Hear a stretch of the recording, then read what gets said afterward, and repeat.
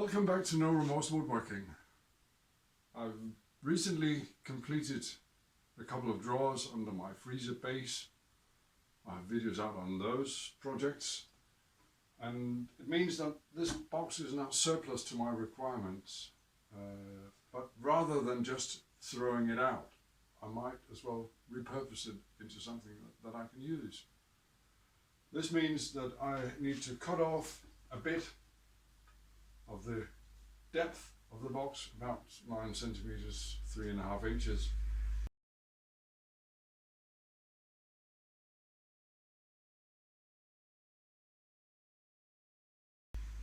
And then I need to make a new front for it. To reduce the risk of cutting it, I've left a couple of small bridges that I will cut by hand, rather than having everything fly around on me on the table saw.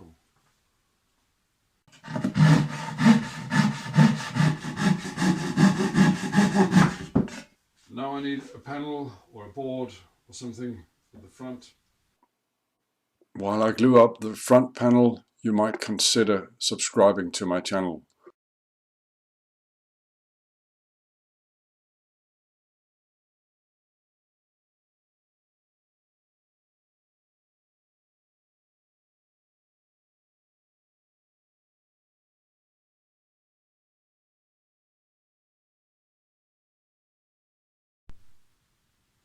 And while I wait for the glue to dry, I might as well do some sanding. The ends have a few defects in the form of old nail holes. I'll simply drill them out and insert a dowel. I'll use the same technique that I use on my cutting boards.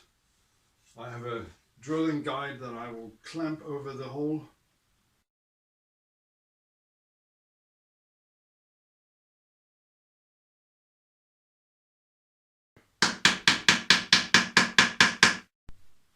And then it's just a question of letting them dry and then sand or cut off the excess. The front for my box has been clamped up overnight. I just need to run it through the planer a couple of times to smooth it out and give it an even surface.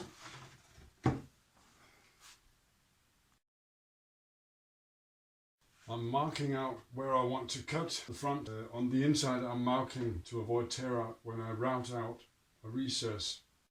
After setting up my table saw for cross cutting, I can now cut the piece.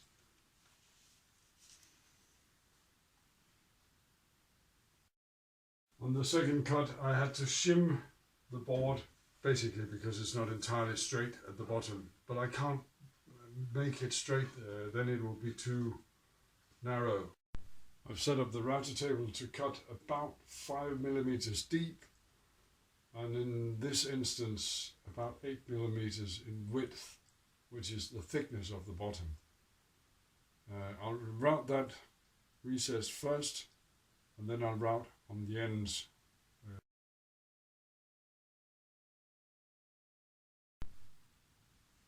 And then it fits very well. I just need to finish my repairs and sand everything again before I glue it up.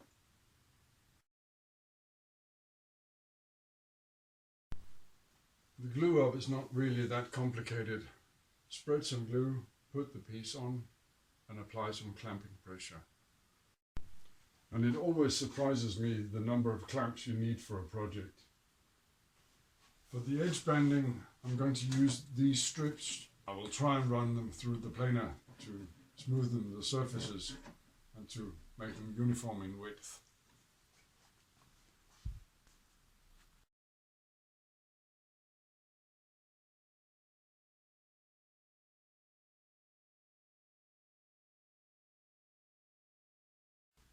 But I'm using the square to help guide the blade as I start the cut.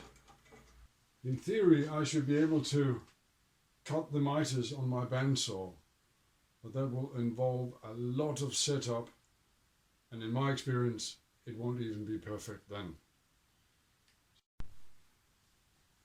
I think that I will stop obsessing about the imperfections of my miters. Glue them on. Glue ups are always very stressful to do, and for some reason I find them very boring to watch, so I haven't filmed very much of it.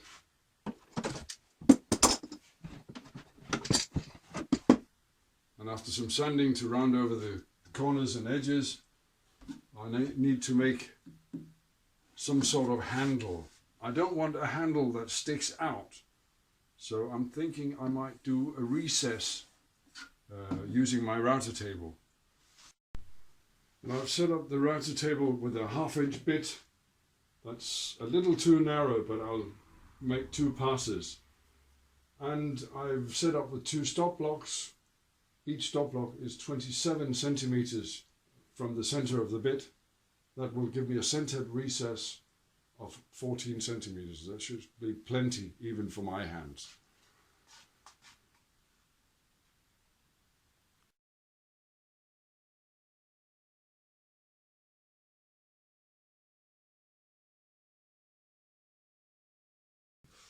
I think that'll do. A bit of hand sanding.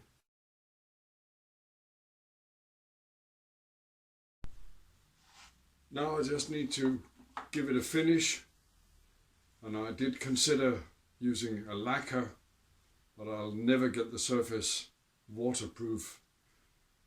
So for finish I'm going to use boiled linseed oil just to bring out the